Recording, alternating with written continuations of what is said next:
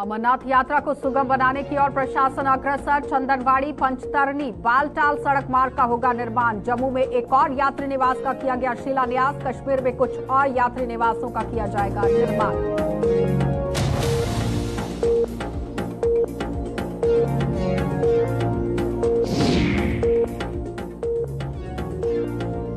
नाबालिग की किडनैपिंग की कोशिश पर विफल लोग राजबाग थाने का घेराव कर किया जोरदार प्रदर्शन। पुलिस ने 2 आरोपियों को किया गिरफ्तार, एक फरार।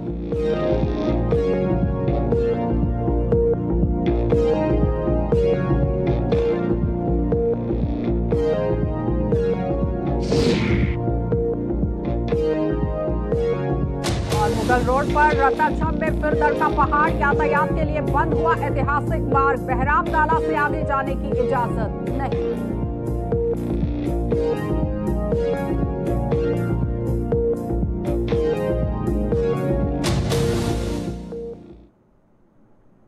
नमस्कार, बुलेटिन में आपका स्वागत है। मैं हूं आपके साथ आशा सरमाल। चलिए शुरुआत करते हैं जम्मू कश्मीर से जुड़ी खबरों की। जम्मू कश्मीर में हर साल होने वाली श्री अमरनाथ जी की यात्रा को और सुगम बनाने के लिए जम्मू कश्मीर प्रशासन केंद्र सरकार के सहयोग से हर संभव कदम उठा रहा है।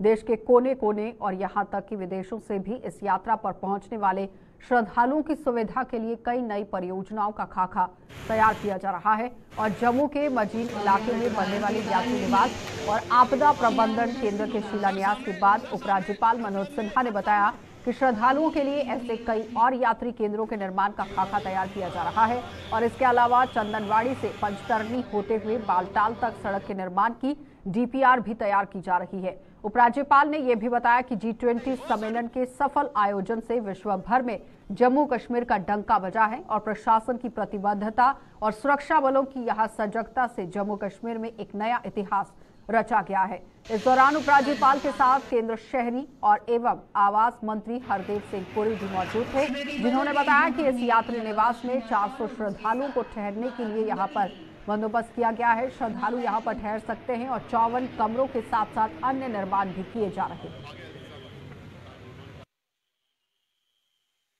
यात्रियों की सुविधा की दृष्टि से भी कई पहल हम लोगों ने प्रारंभ की थी। चंद्रकोट का भवन आप सब जानते हैं कि पिछले बार यात्रियों ने इसका उपयोग किया। मैं आभारी हूँ ONGC का और उसके चेयरमैन माननीय मंत्री जी का, हरदीप पुरी जी का।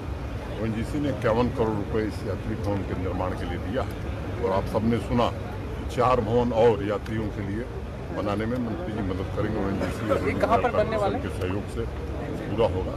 2 जमीन मैंने अपने भाषण में जिक्र किया था, एक बालटाल और एक जैसे आप कश्मीर में प्रवेश करेंगे जहाँ वालनट फैक्ट्री थी उसके बगल में 2 जमीन आवंटित हो गई है।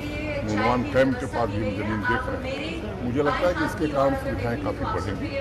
और एक जो प्रमुख बात मैंने बताई, माननीय प्रधानमंत्री जी के निर्देश पर NHIDCL चंदनबाड़ी से पंचतरणी संगम प्राप्त होते हुए बालटाल तक की सड़क की DPR बना रही है। वो एडवांस स्टेज में एक बार DPR पूरी हो जाए तो उस सड़क का निर्माण भी भारत सरकार के सहयोग से हम कराना चाहते हैं। सड़क निर्माण के बाद मैं मानता हूं कि हमको यात्रा का समय भी अधिक मिलेगा, जो चुनौतियां वो भी हमारी कम होंगी और संगम ताप से बाबा की दूरी केवल 2 किलोमीटर है।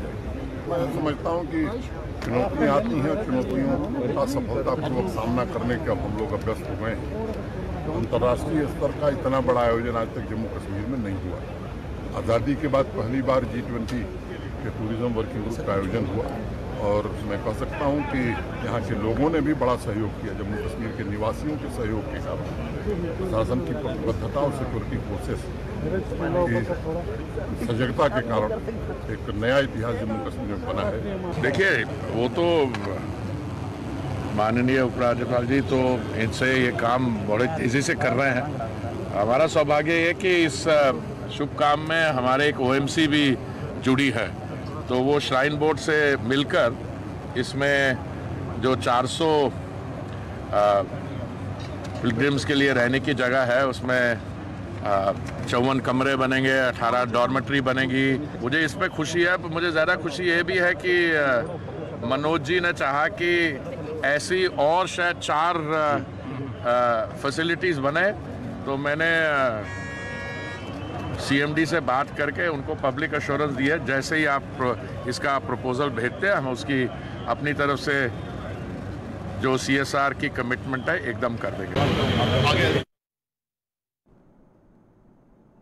तो जिला कठुआ के सीमावर्ती इलाके की राजबाग थाना क्षेत्र के अंतर्गत हरिपुर गांव में आज सुबह कार सवार 3 युवकों द्वारा स्कूल जा रही छात्रा को किडनैप करने की कोशिश कर लोगों का गुस्सा सातवें आसमान पर पहुंच गया है। लोगों ने आज यहां राजबाग थाने का घेराव कर इलाके की कानून व्यवस्था पर सवालिया निशान लगा दिए हैं। पुलिस ने हालांकि 3 आरोपियों में से 2 को गिरफ्तार कर लिया है और लोगों के मुताबिक इस इलाके में अपराध का ग्राफ लगातार बढ़ता जा रहा है और पुलिस मूक दर्शक बनकर तमाशा देख रही है। और आप देखिए साफ तस्वीरों में किस तरह से धरना प्रदर्शन पर ये लोग उतर आए हैं और रोष काफी तरीके से इन लोगों के अंदर देखने को मिल रहा है, क्योंकि कहीं ना कहीं सुरक्षा की चूक हो रही है, ये आरोप लग रहे हैं और सुरक्षा व्यवस्था को मद्देनजर रखते हुए काम करने की जरूरत है। पुलिस पर कई तरह के संगीन आरोप स्थानीय नागरिकों की तरफ से लगा दिए गए हैं। इसी पर ज्यादा जानकारी के लिए रंजीव मेहता हमारे संवाददाता हमारे साथ जुड़ चुके हैं। रंजीव, क्या कुछ बातचीत वहां पर हो रही है, क्योंकि आम लोगों की तरफ से सीधे तौर पर निशाना जो है वो पुलिस पर साधा गया है? बिल्कुल आशा, ये जो मामला आज सामने आया है सीमावर्ती इलाके में राजबाग थाने के अंतर्गत, ये जो मामला जिस तरह से जो मॉडस ऑपरेंडी अपनाई गई इनकी तरफ से, जो किडनैपर थे इन्होंने सड़क किनारे एक छात्रा जो 8वीं कक्षा की छात्रा थी, स्कूल के लिए बस का इंतजार कर रही थी और जैसे ही वो वहां पे सड़क के किनारे खड़ी थी तो वो अपनी गाड़ी में आए और जबरदस्ती उठाकर उसको कार में बिठाकर वहां से ले गए।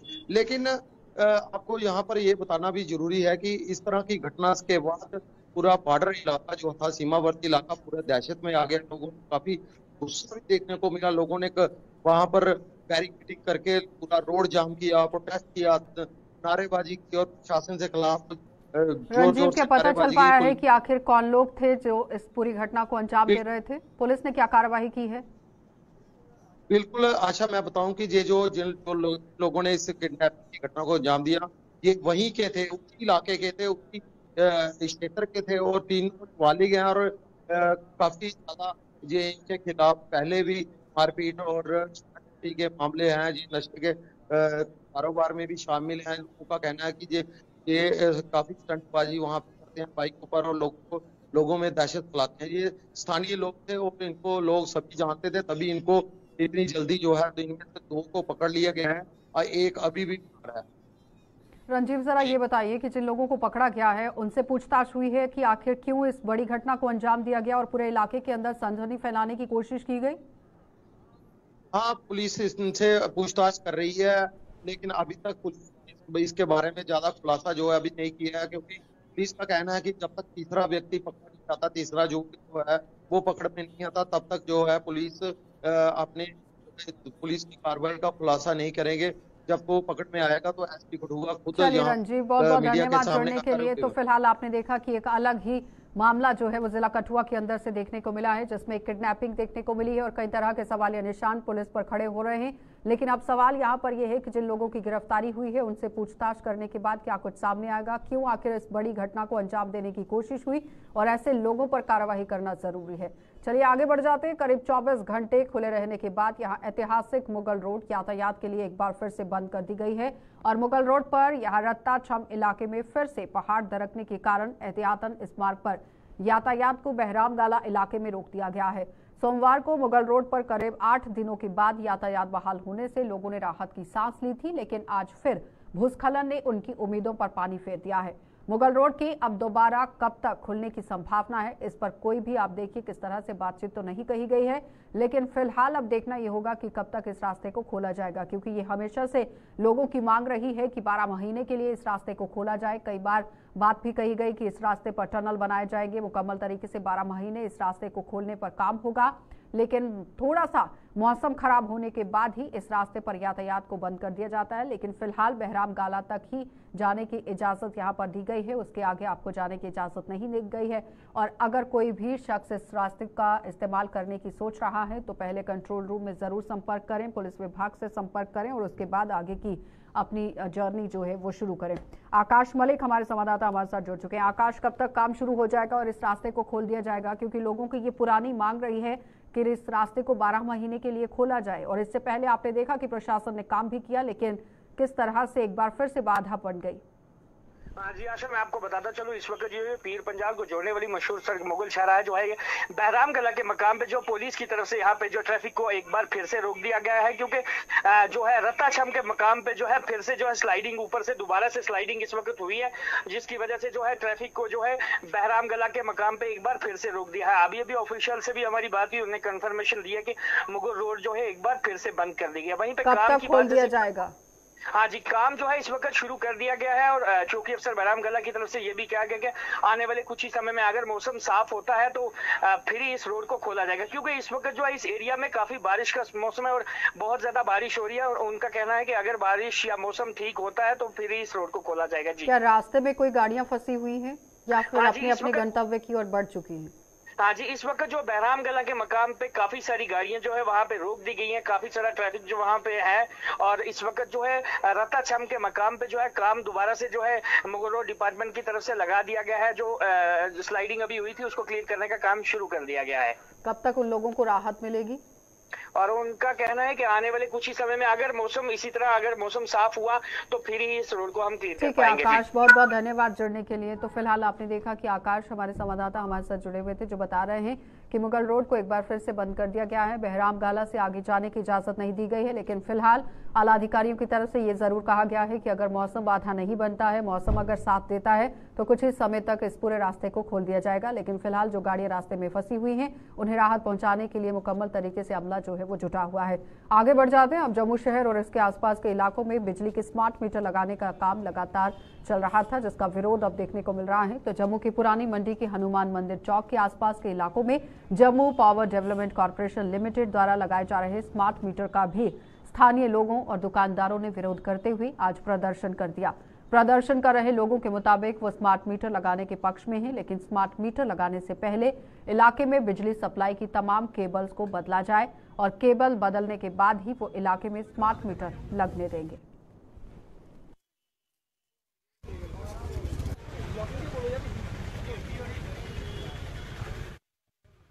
कि हमें स्मार्ट मीटर लगाने से कोई प्रॉब्लम नहीं है। ये जो एसोसिएशन हमारी खड़ी है स्मार्ट मीटर के ऑब्जेक्ट नहीं कर रही। मेन ऑब्जेक्शन यही है कि सर पहले केबल तो बिछाइए, केबल तो आप खुद यहाँ पे देखिए क्या जबलिंग है। ये बिल्कुल एक लोगों के लिए भी, पब्लिक के लिए, हम सब लोगों के लिए खतरा है। केबल बिछाइए फिर कनेक्शन दीजिए, हमें कोई ऑब्जेक्शन नहीं है। कम से कम केबल की जबलिंग तो ठीक कीजिए पहले। काफी सालों से अनफॉर्चुनेटली आप खुद एक आप देख लीजिए, यहाँ पे देखिए ये स्मार्ट सिटी के लक्षण है। आप देखिए तारों की तरफ आप दिखाइए, आप देखिए तारे कैसे, केबलिंग है ही नहीं, की नहीं, कोई हार्ट ऑफ द सिटी है। 9 स्ट्रीट्स मिलती है यहाँ पे बिल्कुल हार्ट, और यहाँ पे केबलिंग की आप एक बार नजर लगाइए। जब तक केबल नहीं देखेंगे ये सब लोगों के लिए खतरा है। Who is accountable for that? कल को कोई भी आग लगेगी, कुछ है, कोई तो रिस्पॉन्सिबल होना चाहिए ना। यहाँ पे पीडीडी डिपार्टमेंट को एक चेतावनी देना चाहता हूँ। ये जो आप यहाँ पे स्मार्ट मीटर लगा रहे हैं, पहले स्मार्ट मीटर तब लगते हैं, कनेक्शन तब दिए जाते हैं जब यहाँ पे तारे पड़े। इधर यहाँ पे जो अगर आप तारे देखोगे तो तारे ऐसे हैं यानी कि एक घर से 1 फुट दूर है।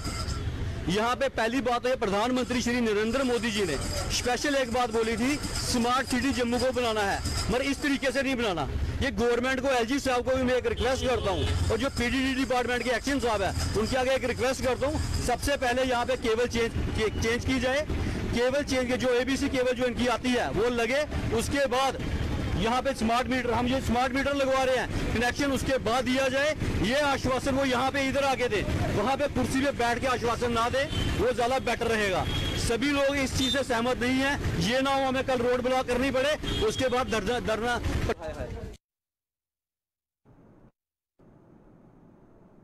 बाहरी राज्यों में बनाए गए CUET के परीक्षा केंद्र और पैरामेडिकल स्टूडेंट्स के बैकड्रॉप के मसले को लेकर अखिल भारतीय विद्यार्थी परिषद ने जम्मू यूनिवर्सिटी में आज प्रदर्शन कर दिया। और प्रदर्शन की अगुवाई कर रही अखिल भारतीय विद्यार्थी परिषद की प्रदेश सचिव अक्षी बलोरिया ने जम्मू यूनिवर्सिटी प्रशासन पर पैरामेडिकल स्टूडेंट्स के भविष्य के साथ खिलवाड़ करने का आरोप लगा दिया।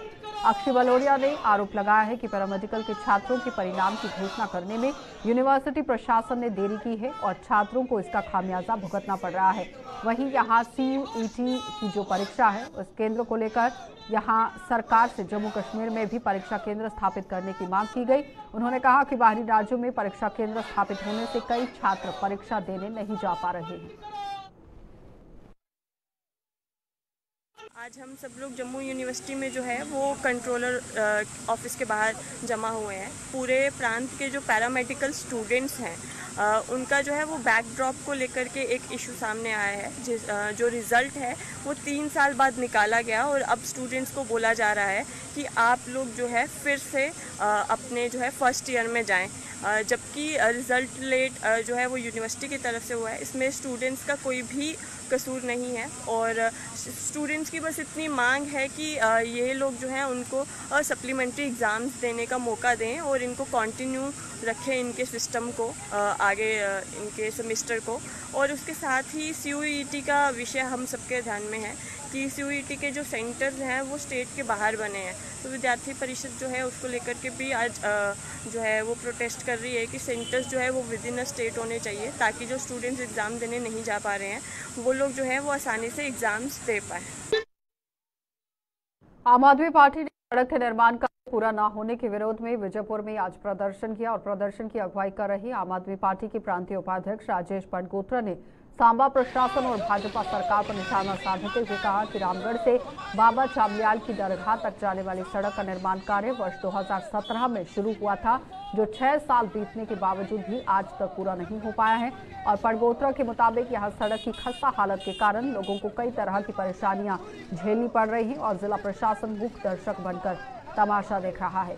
उन्होंने भाजपा पर भी रामगढ़ के लोगों को वोट बैंक के तौर पर इस्तेमाल करने का आरोप लगा दिया। उन लोगों ने जो है वो आम आदमी पार्टी के साथ मिलकर जो है वो विरोध प्रदर्शन किया है, वो इसलिए क्योंकि ये जो रामगढ़ से लेकर शामदू तक जो बाबा चांबलियाल जी के दरगाह तक जो ये रोड जाता है, इसको 2017 से इसका टेंडर हुआ था और 2017 से लेकर आज 6 साल हो चुके हैं, लेकिन इस रोड का काम जो है वो नहीं लगाया गया है। और पिछले 6 वर्षों से यहाँ पे सिर्फ और सिर्फ यहाँ पे कैंकरा डाला हुआ है, अर्धवर्ग किया हुआ है और बच्चों को परेशानी हो रही है। स्कूली बच्चों को, जो स्कूटर मोटरसाइकिल गाड़ियों वाले हैं, उनको परेशानी हो रही है। दूर से जो है वो लोग जो है वो बीमार हो रहे हैं, लेकिन जिला सांबा का प्रशासन जो है वो मूर्ख दर्शक बना हुआ है। और जितना रामगढ़ के इलाके को भारतीय जनता पार्टी वालों ने वोट बैंक का इस्तेमाल किया है, आज तक किसी ने नहीं किया। और जब लोगों की मुश्किलों को हल करने की बात आती है तो भारतीय जनता पार्टी वाले जो है वो मुंह फेर लेते हैं। देश की आंतरिक सुरक्षा की बागडोर संभालने वाली सीआरपीएफ के समाज के प्रति अपने दायित्वों को किस तरह से बखूबी निभा रही है वो आपको दिखाएंगे, क्योंकि इसी कड़ी में यहां बांडीपुरा जिले के इंद्रकूट इलाके में आज सीआरपीएफ की 45वीं बटालियन ने एक मेडिकल कैंप लगाकर कई लोगों को सुविधा पहुंचाई और बटालियन कमांडेंट अमित कुमार की देखरेख में आयोजित इस कैंप में मरीजों की जरूरत के हिसाब से दवाइयां भी बांटी गई। स्वागत करता हूं। तो मेरा निवेदन है कि बच्चे प्लीज इसको प्रस्तुत करें। Thank you.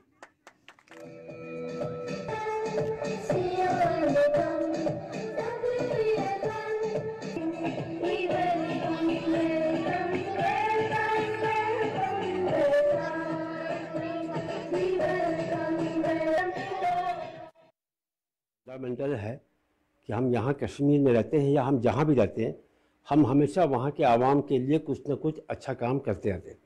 इसी सीरीज में ये जो मेडिकल कैंप्स हम लगा रहे हैं जगह जगह, तो इसका जो मेन मकसद है वो यही है कि हम जो भी लोग हमारे ऐसे हैं जिनको किसी भी प्रकार की बीमारी है, वो लोग अपने घर के पास उन बीमारियों से निजात पाएँ। हमारे पास हर तरह के डॉक्टर्स हैं, एक्सपर्ट्स हैं। मुझे पूरी उम्मीद है कि ये सीआरपीएफ का प्रयास सब लोगों के लिए बहुत कारगर साबित होगा। रिस्पांस हमारे मेडिकल कैंप्स के लिए हमेशा से अच्छा रहा है और मैं देखता हूं कि लोग इसमें दूर दराज के लोग भी हर मेडिकल कैंप में शिरकत करते हैं और मुझे बहुत खुशी है कि सब जब जाते हैं तो वो दुआएं देखते हुए जाते हैं कि साहब आपकी वजह से हम आज इस ऐसी बीमारी से निजात।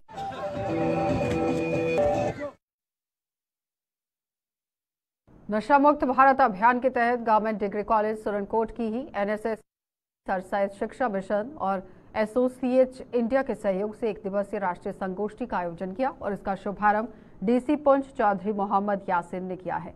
ड्रग डी एडिक्शन पर आधारित इस संगोष्ठी में बड़ी संख्या में छात्र छात्राओं के साथ अन्य गणमान्य लोगों ने भी भाग लिया और नशे के दुष्प्रभावों को लेकर अपने विचार रखे। Welcome in this institution, sir. We were eagerly waiting for you, sir.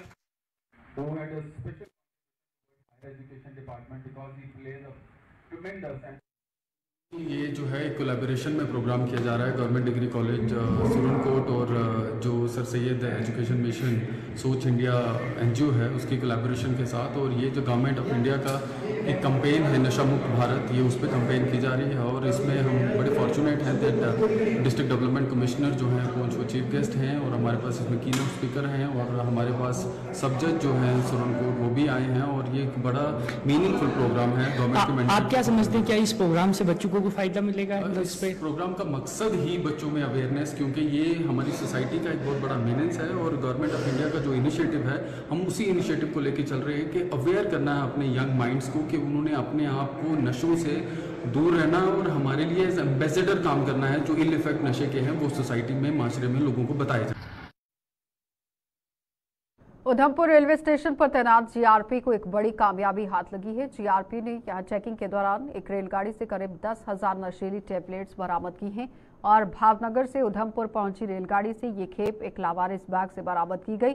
और ये खेप कौन लेकर यहां पर उधमपुर पहुंचा था, इस बारे में फिलहाल कोई अता पता नहीं चल पाया है, लेकिन लगातार आप देखिए किस तरह से जीआरपी को एक बड़ी सफलता जरूर हाथ लगी है।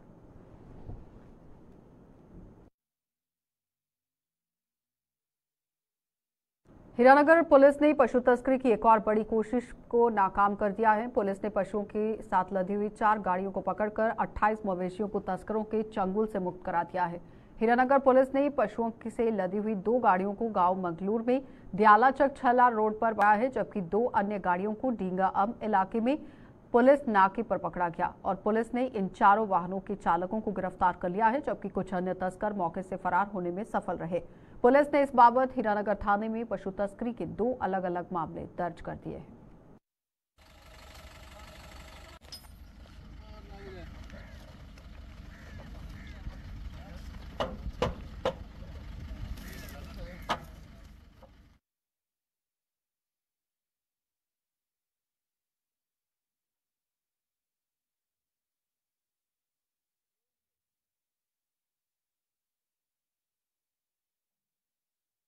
बिजनौर और आरसपुरा में चोरियों का सिलसिला लगातार जारी है और चोरों ने सोमवार देर रात को भी बिजनौर ब्लॉक के गांव कोठी सलैड और आरसपुरा के गांव जिंदर मेलू में 2 जगह पर सेंध लगाई है और वहां से एक स्कूटी सहित नकदी चुराकर रफू चक्कर हो गए। कोठी सलैड गांव में चोर एक मकान में घुसे और वहां पर मकान के भीतर पार्क की गई स्कूटी, हजारों रुपए की नकदी और जेवर चुरा लिए गए। और दूसरी ओर जिंदर मेलू गांव में चोरों ने एक किराना स्टोर में सेंध लगाई है, वहां पर रखा हुआ कैश, सिलेंडर और अन्य सामान चुरा लिया है। दोनों तस्वीरें आपके सामने, जहां पर कोठी सलैड की तस्वीर आप देख रहे हैं कि घर के अंदर किस तरह से चोरी की घटना को अंजाम दिया गया और दूसरी तस्वीर जिंदर मेलू इलाके से, जहां पर एक दुकान को निशाना बनाया गया है और किस तरह से वहां पर भी हाथ साफ कर दिया गया। पुलिस पर कई तरह के सवालिया निशान उठ रहे हैं कि आखिर इस तरह से बड़ी घटनाओं को चोरों की तरफ से अंजाम दिया जा रहा है। काम करने की जरूरत है। पहले तो इस बंदे की बाहर से भी मोटर खुली, इस बंदे की बात छोड़ो और लोगों भी कहीं की मोटर खुली है जो कि हमने पैंप सेटों पर लगाई हैं। अभी इस बंदे ने एक स्कूटरी नहीं ली है, अपने घर में कोठी में बंद करके रखी हुई है, कोठी से ताला तोड़ के स्कूटी ले गए हैं। बताओ, अभी घर से चोरी होना शुरू होगी तो घर फिर कैसे होगा बचाव? बहुत मुश्किल है। तो मेरी पुलिस से भी, पुलिस वैसे बहुत कुछ कर रही है, लेकिन मेरा फिर भी और भी पुलिस से आग्रह है कि थोड़ा और सतर्क रहें, रात को पेट्रोलिंग वगैरह लगाएं, शाम को कम से कम हर एक जगह पे जो चिट्टे वाले हैं, शराब वाले हैं, इन्होंने लफाफे आगे रखे हुए हैं, बीयर की बोतलें रखी हुई हैं, शराब रखी हुई है, जगह जगह पे बैठे हुए हैं। तो मेरी पुलिस से अनुरोध है कि आप तकरीबन कम से कम शाम को 10 बजे तक बाहर रोड पे गश्त करो। जो ऐसा बंदा बाहर आवारा फिरता है प्लीज़ उसको उठाएं, ताकि ये जो सुधार हो सके। कुछ बहुत ज़्यादा गदर है। जनाब, मेरी राती दी दुकान दे 2 ताले तोड़ गए, सारा करियाने का समान जो भी है, सिलेंडर वगैरह, कैश 25,000 मेरी एक ही, 15,000 मेरी एक ही, और भी जो मतलब साबन, तेल, लून, मरचां, बसार सब कुछ कख नहीं छड्डिया। सिलेंडर वगैरह सारी दुकान खाली है। जम्मू शहर में स्मार्ट सिटी प्रोजेक्ट के तहत चल रहे कार्यों पर लोगों ने सवाल उठा दिए हैं। इन कार्यों को लेकर जम्मू के तालाब तिल्लो इलाके में स्थानीय लोगों और दुकानदारों ने प्रदर्शन कर दिया। प्रदर्शन कर रहे लोगों ने जम्मू में स्मार्ट सिटी के नाम पर सरकारी खजाने का दुरुपयोग करने का आरोप लगा दिया है, क्योंकि जिस तरह से फंड्स को लेकर बात कही जा रही थी, जमीनी सतह पर काम बिल्कुल नहीं हुआ है। और ये जो स्मार्ट सिटी के तहत जो तालाब तिल्लो में जहाँ पे जो कैनाल का काम किया जा रहा है और साथ में जितना भी प्रोजेक्ट है उस काम की जो क्वालिटी है और जो उसका काम करने का जो उनका तरीका है उसके खिलाफ आज यहाँ पे जो प्रोटेस्ट किया जा रहा है, मैं आपके चैनल के माध्यम से ये मैं बताना चाहता हूँ कि आज से तो 5 महीने पहले इन्होंने जहाँ पे ड्रेन का काम शुरू किया, जो गुरुद्वारा है, जहाँ पे टाली साहब गुरुद्वारा है, वहाँ से थोड़ी सी ड्रेन बनाई क्योंकि आगे काम की मुश्किल था, उन्होंने छोड़ दिया। फिर उसके बाद बीएन हॉस्पिटल के सामने से इन्होंने एक ड्रेन बनाना शुरू की, वो आधी बनाई, वो छोड़ दी। अभी इन्होंने जहाँ पे ये जो कैनाल का काम किया है, इसके तहत अब जो काम तो इन्होंने कर दिया, कैनाल बना दी। कैनाल के बीच में जाने के लिए लोगों को कोई बीच में जाने के लिए, नहाने के लिए, जहाँ किसी को कपड़े धोने हैं, कोई जानवर पानी पिएगा, जो बीच में एक जो जगह बनाई जाती है उसको हम डोगरी में पत्तन कहते हैं, वो उन्होंने कहीं पर नहीं बनाया। वो कहते थे कि बनाएंगे बनाएंगे। अब जब कैनाल बन चुकी है।